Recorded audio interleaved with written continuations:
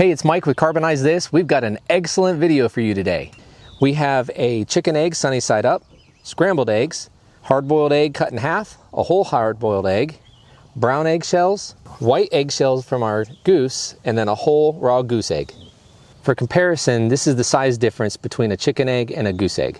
And with this being a raw goose egg, it would likely explode because of the pressure buildup when we put it in the retort. So we're going to drill a small hole in the bottom of it.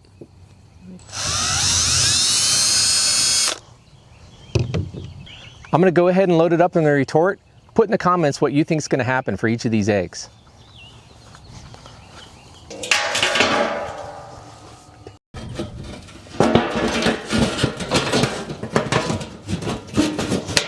To save on wood and resources, we actually have two experiments going on right now.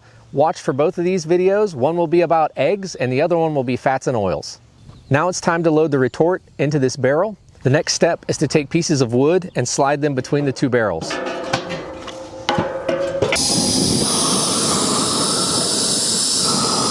We got it burning really well. In fact, we don't want to melt our table.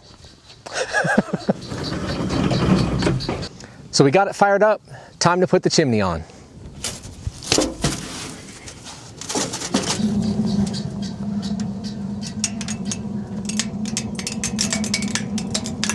Time for the reveal. Let's see how the eggs turned out.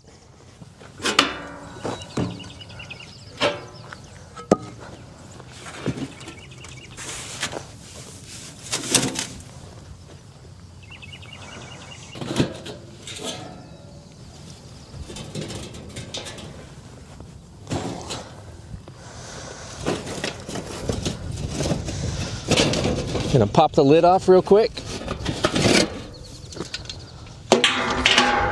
Knock off some of this ash. I don't know what to say. I can't recognize half of what's here.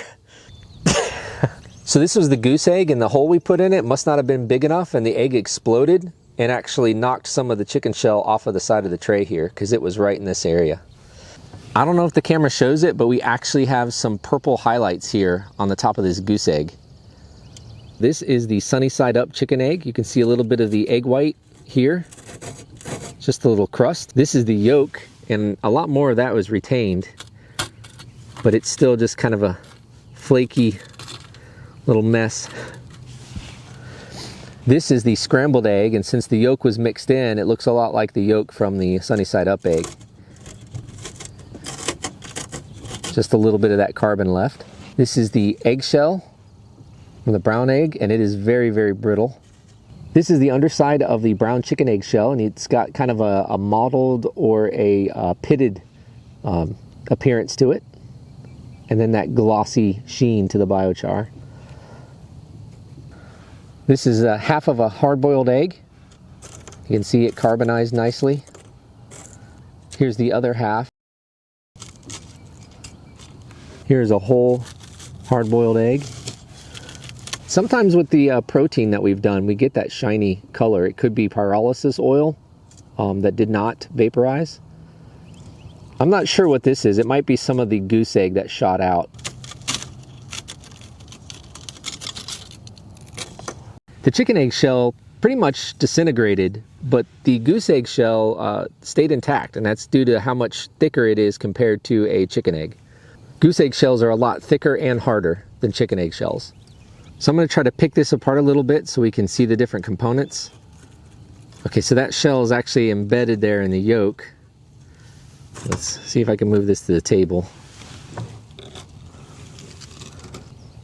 So the shell's very crumbly, and this is the yolk of the goose egg, which is very large in proportion to like a chicken egg yolk.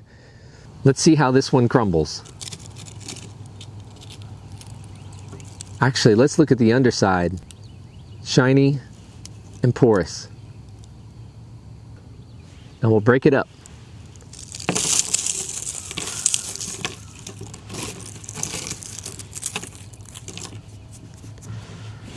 So that carbon plus the calcium will be perfect for our soil amendments. Look at the goose egg shell now, and you can see nice pretty blue colors right here on the shell. Let's look at the underside of these shells. Oh wow, look at this. Look at that glossy coating. This is really pretty. This is the membrane that's on the underside of the goose egg shell. Let's look at this eggshell too. Yeah, it did the same thing. You can see the membrane attached to the inside of the egg here. It's real pretty, glossy. There's some other colors we found here too. Bronze, purple, blue, silver. We're gonna crumble it and see if it makes that same metallic sound that wood makes when we carbonize it.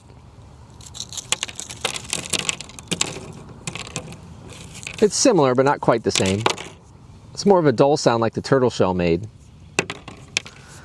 And finally, let's crush this one.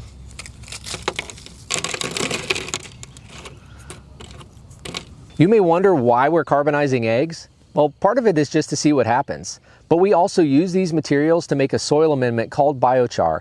In fact, we got a new retort that'll allow us to create large batches of biochar and do even bigger items. There's a video coming out soon that's going to highlight the use of that retort.